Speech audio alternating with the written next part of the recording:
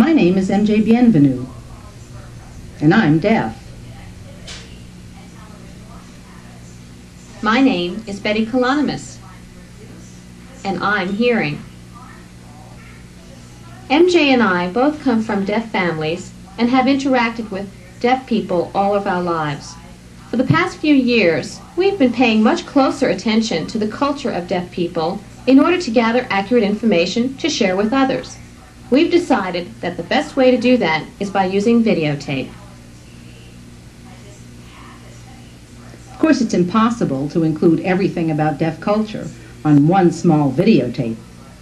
So we thought it'd be better to prepare a series of several videotapes. This would allow the topic to be discussed more fully. The first tape focuses on social interaction patterns. For the other tapes in the series, we plan to present information on cultural values, traditions, and group characteristics. MJ and I also wanted to seek input from other members of the culture. Consequently, we have enlisted the help of deaf consultants to review our tape and assist us in presenting the material.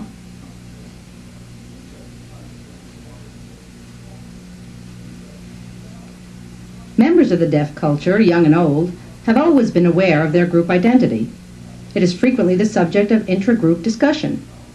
However, there hasn't been, until now perhaps, a way to sit back and enjoy viewing a glimpse of their cultural heritage on tape. Also, many others, such as sign language students, teachers, and interpreters, would like to learn more about the culture. Their access to the core deaf community has been quite restricted. This series, then, can also be useful in helping outsiders gain a deeper understanding and respect for the culture of deaf people. Of course, certain aspects of culture are usually hidden from people outside of the group. We recognize that while individuals reserve the right to share such information, we have deleted what we deem to be confidential. In addition, we feel it is inappropriate for hearing people to speak for the deaf community, so we have decided that MJ will narrate this presentation. In our community, we usually use the signs deaf and world to symbolize what is really our distinct cultural group. In order to understand the nature of deaf culture, however, we need to talk a little bit about culture in general. Cultures are identifiable because they share certain characteristics.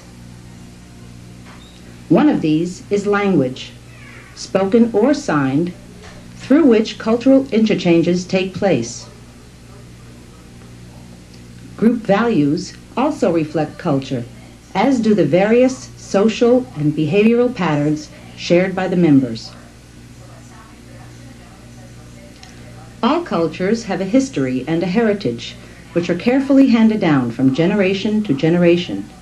And finally, there is the importance of group and individual identity, which determines who is or is not a member of the culture. Cultural groups display these features, and we have observed that this is true for deaf culture as well. Instead of going through each of these areas as they pertain to deaf culture at this point, we have selected a specific aspect to illustrate. We will be focusing our attention, as I mentioned earlier, on social interaction patterns. Time does not permit a comprehensive analysis here, but several examples should serve our purposes well.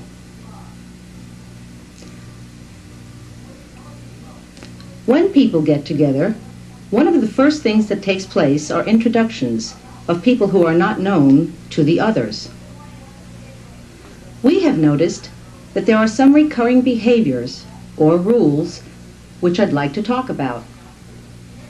But before I do, please watch this little demonstration and see if you can pick them out. How many people are coming? Oh, 5. 5? Yeah, I invited 10, but 5 people couldn't make it. They were out sailing or had other plans, so... Well, great. We'll have twice as much food. Yeah, we can really pig out. Right. Oh, it's burning, look. Don't worry about it. That's nothing.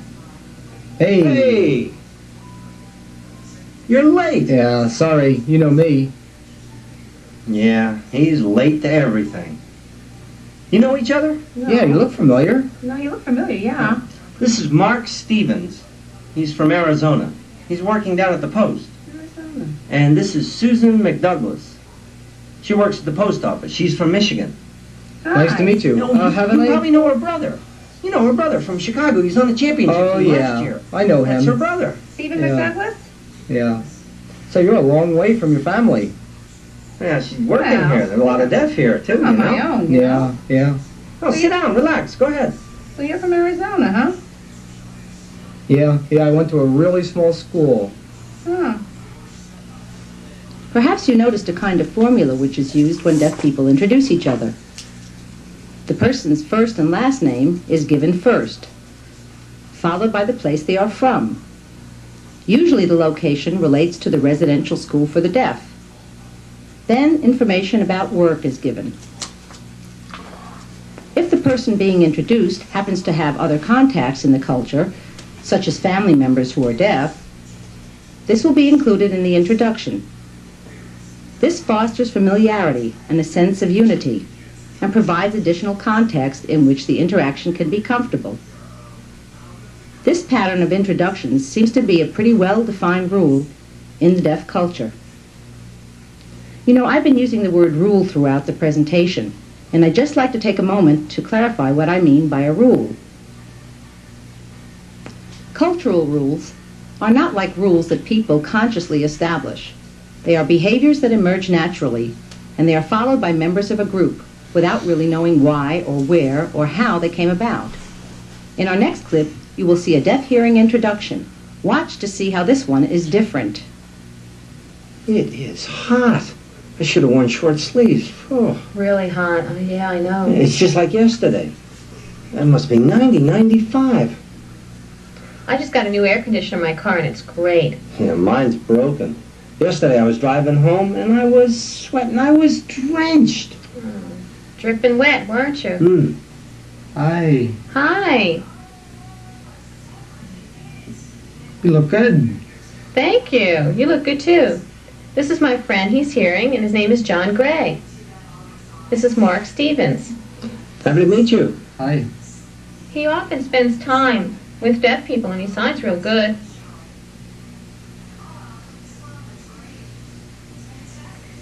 I'm curious, are your parents deaf? Huh.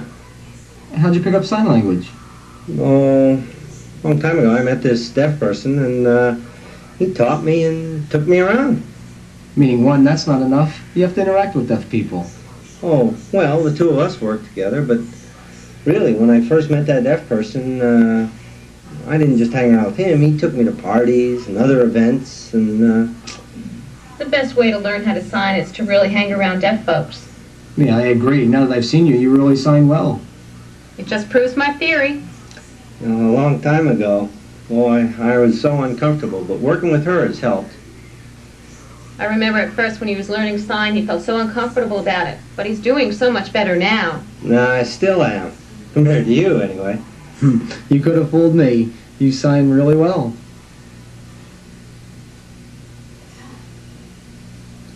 I hope you were able to recognize some of the differences in the introduction of a hearing person.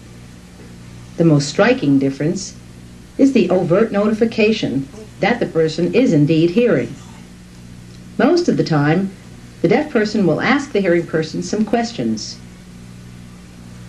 The first one, as we saw on the tape, typically is, are your parents deaf? If the answer is yes, the deaf person will want to know more about the parents, to see if they possibly know them. That way they can feel more comfortable getting to know this hearing person better.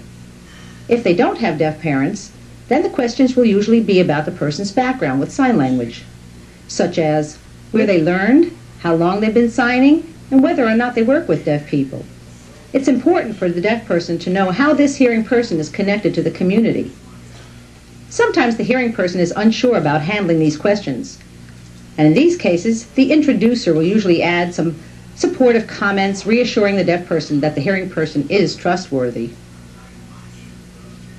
Of course, I don't want to imply that all deaf hearing introductions are the same. They're not.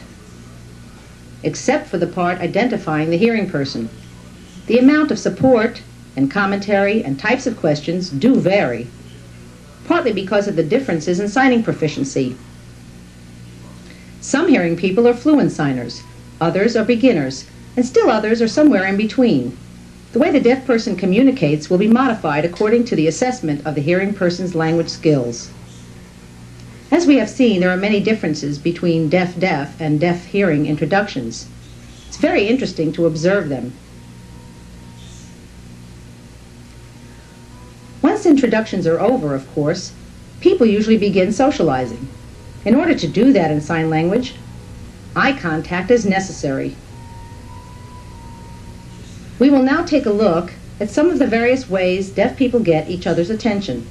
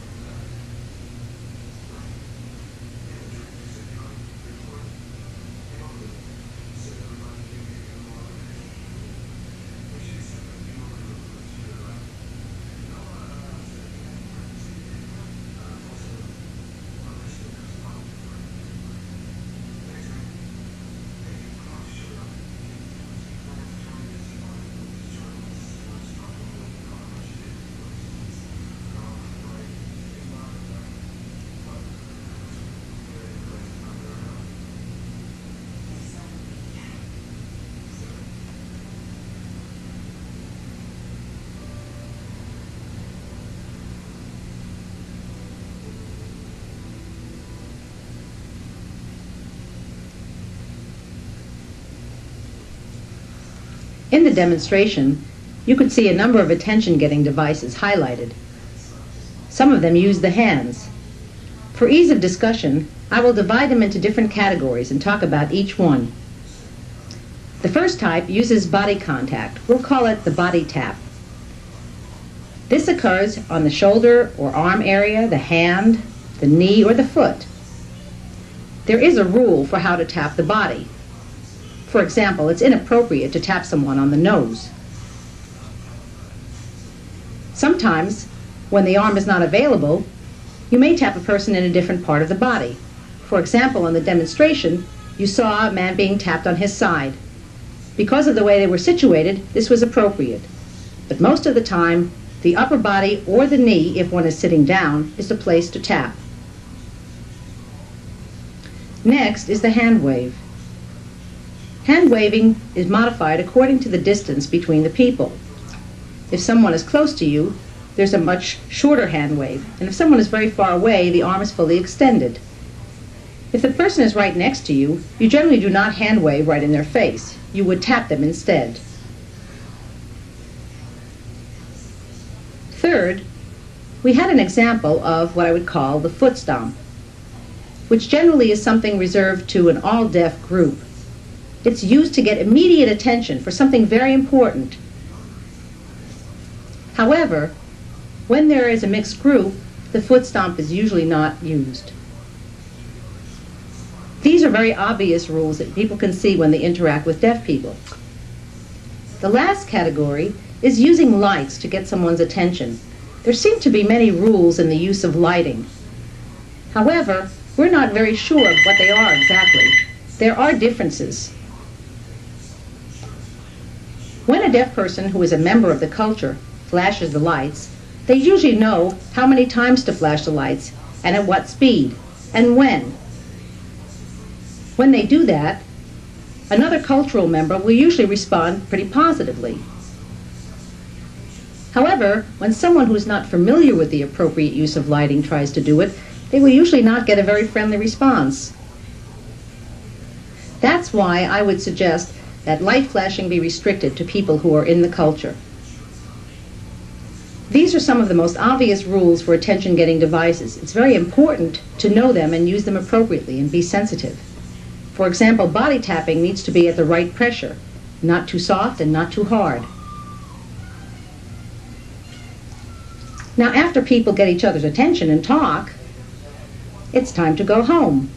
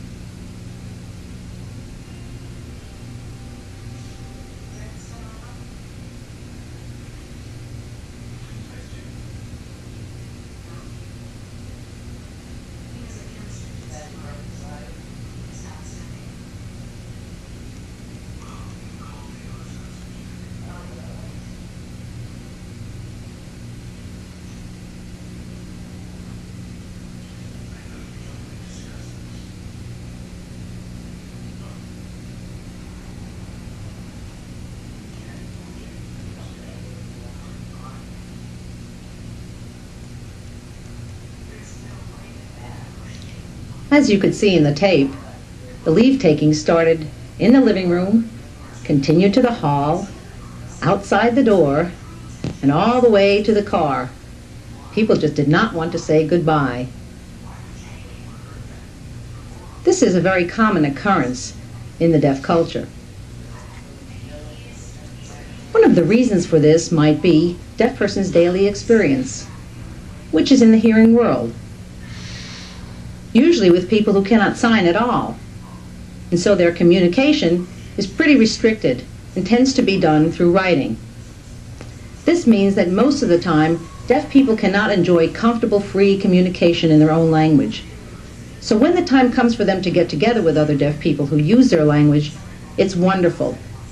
They get a chance to catch up with all the things that they've missed in the community. Plus, they can use their language. There's so many things to talk about. That's why it takes so long to leave. I have seen this as a very common occurrence in the deaf community. Sometimes saying goodbye could take as long as 3 hours. There's one other thing we'd like to talk about here on this tape. It's a relatively new phenomena, and we really haven't analyzed it in any depth. It's TTY communication. TTY communication is not the same as face-to-face interaction, but it does represent some kind of social contact. We decided to ask several consultants to respond to a number of questions about the TTY.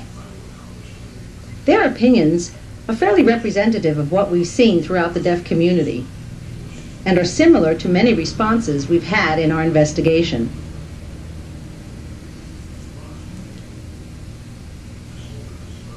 The first thing we asked them about has to do with the label, TTY. That term has been around for about 15 years. But more recently, a new term, TDD, has come about. I asked our consultants, as well as many other deaf people, how they felt about these terms. Which is better, TTY or TDD? I prefer the term TTY. It's the term the deaf community has always used. I remember when TTYs first came out in about 1968, they quickly became a part of the deaf culture. Then this new term, TDD, appears on the scene. It came from outsiders who tried to force it on us. TTY is a perfectly good term, and that's the one I like.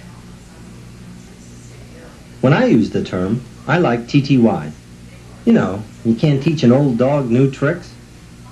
I feel like TDD comes from the hearing community's perspective as something which is for the deaf. It's unnecessary. If they want to use TDD, that's okay. As for me, TTY will do just fine. I prefer TTY. I've always used TTY. Then all of a sudden hearing people changed it to TDD. They just decided for us. I prefer TTY.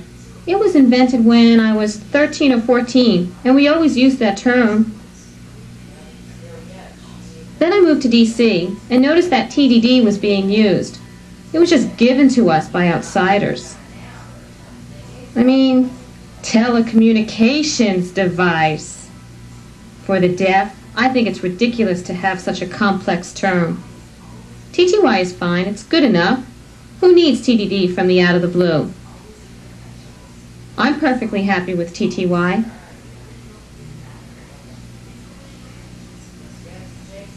The opinions you've just heard reflect a consensus in the culture based on our observations and discussions with many other people.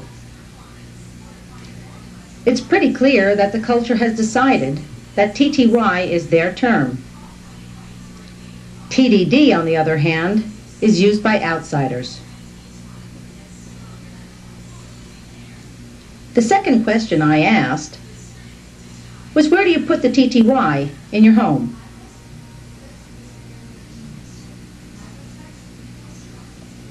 Where do I put my TTY? In the kitchen, really, because my first one was a Model 15, a really big one. It looked really strange in the living room and didn't fit in the dining room either. So I decided it was better in the kitchen where there's plenty of space.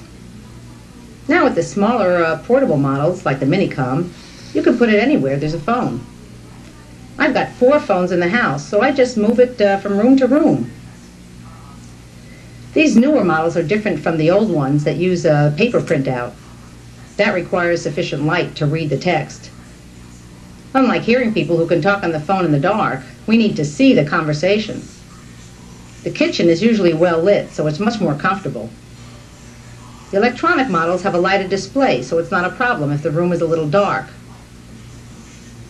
It's fine.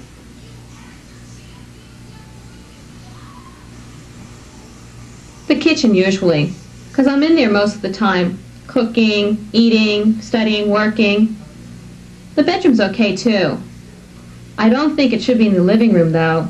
It just doesn't belong there.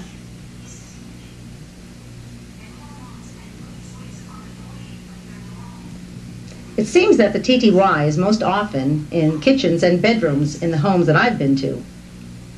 That's usually because it's the place where there's the most light. I also want to add something else I've frequently observed. For a lot of deaf people, setting up the TTY in a new home is a priority, so they will make sure that it is situated before any other furniture is placed. Next, we asked our consultants what they say when answering a TTY call. Do they say, "Hello, GA"? I answer with hi, GA. When I lived in Ohio, I gave my name. But when I moved to DC, I had a roommate. So to avoid any confusion, we just decided that hi would be better. I always give my name, so whoever is calling will know who they reached. If they want to talk to my wife, they'll just ask for Janie, and I'll call her to the phone. If not, then they know that they're talking with me. I use my name. I answer with hi, Canny here, GA. I always identify myself. It's like when a hearing person answers. The caller can usually recognize the voice or checks if the party's on the other line. So I always tell people they're talking to Canny. Anyway, I'm the only one in the house who answers with the TTY. As you can see, there's a lot of variability with TTY openings. This seems to be true throughout the community. Because the TTY is relatively new and used by many people who may not be confident using it, we were curious about the kinds of things that bug deaf people.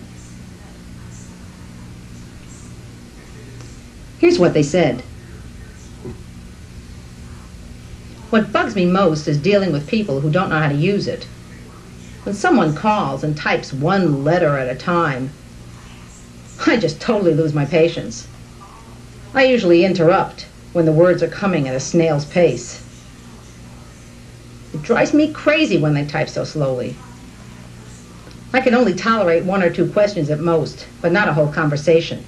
I'll just cut it short and try to arrange a face-to-face meeting to talk at length.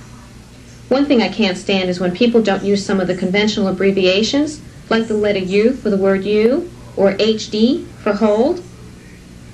Most hearing people spell out every single word, and worse, they type in all the punctuation marks. Why do they do that? It's unnecessary.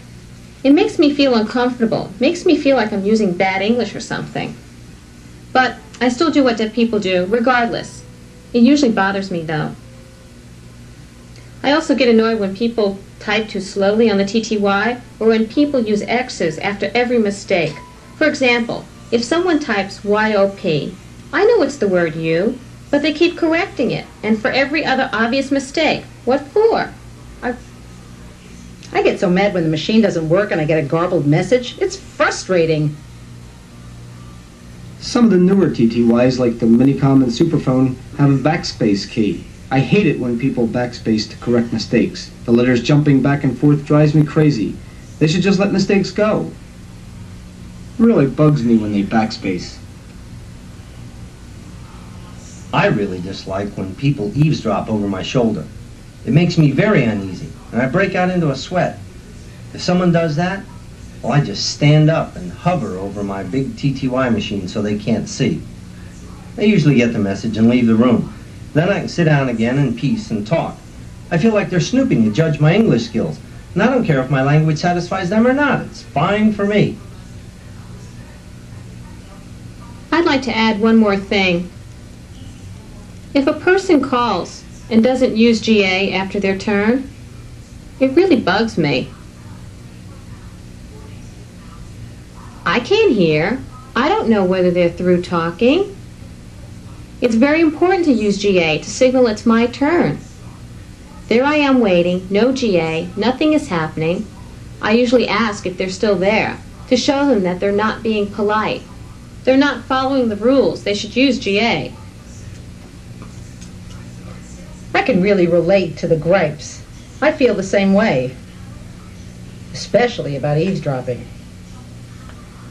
I really understand how it feels not to have your privacy respected.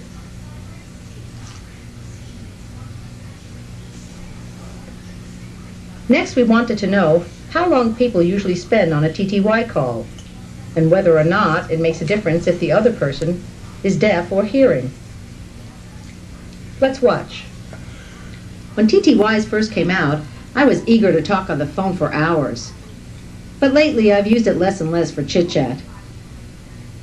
I only use the TTY now for making appointments or changing plans or for some important purpose. I've really cut down on the length of my calls. Of course, if it's long distance, like my friend in California, then I usually spend, a half an hour to an hour on the phone. It takes the place of writing her a letter, which I hate to do. So we chat on the TTY instead. But that only happens about once a month. When TTYs were first invented, boy, I couldn't wait to talk on the phone. Now I spend much less time on the TTY. I only use it for brief interaction, like setting up a meeting, things like that. Yeah, it's really interesting, the differences between the way I communicate with deaf and hearing people on the TTY, and also the differences among the hearing people. For example, if a hearing person who I don't know calls on business, say to ask me to give a workshop or lecture, I become really anxious, because they don't know anything about me. I get really paranoid about using English and try to get through the call as quickly as possible. I usually try to convince them to send me a letter instead. I don't know if it's hearing culture or something, but it seems that hearing people want to discuss every little detail on the TTY. And they're so verbose. I prefer things short and to the point. Some hearing friends, though, know how to use the TTY appropriately, like deaf people do, so there's no problem with them. But with a new hearing stranger, boy, am I nervous. With deaf people, I talk as long as necessary, but that's not the case with hearing people. It has a lot to do with English. I feel that the longer on the phone, the more likely I'll be to make mistakes. I feel hearing people judge my English skills. Also, I find I misunderstand hearing people more because of the play on words. I can't always figure out how they're feeling, if they're angry or whatever. With deaf people, I just ask them directly if they're mad. Deaf people are clear. Hearing people seem much less clear on the TTY. That's why I keep it to a minimum.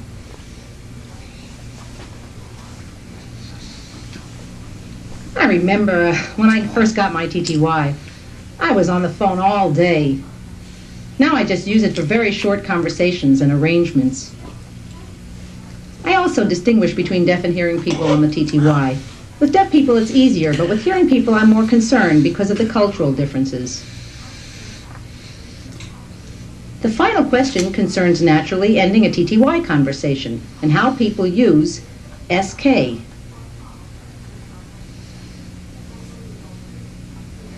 If it's a casual conversation, usually the person ends with GA2SK, and then I'll respond and repeat GA2SK. Maybe they'll use SK several times, and I'll just copy that too. That usually means we'll see each other real soon. SK twice. Usually they say GASK, and then I say goodbye. And SK just once, that's enough. Twice, SK, SK. If somebody does it just once or more than 2 times, I feel like maybe they're mad or something. Again, it looks like there are variations in the way people close. Most often, though, people say SK once or twice. That seems to be enough. Well, that brings to a close our segment on TTY communication and ends our first tape on what deaf culture is about. Betty, how did you enjoy it? Oh yes, everything you talked about is exactly what I see in the deaf community. Yeah, of course, we didn't go into great detail here. But the rules we've shown are pretty observable when people interact with deaf people. True. Well, now that the first tape in the series is done, what's number 2 going to be about? Next, we're going to present some of the values in deaf culture. Oh, great. I can't wait for the next one to come out. By the way, I almost forgot to tell you. Yeah.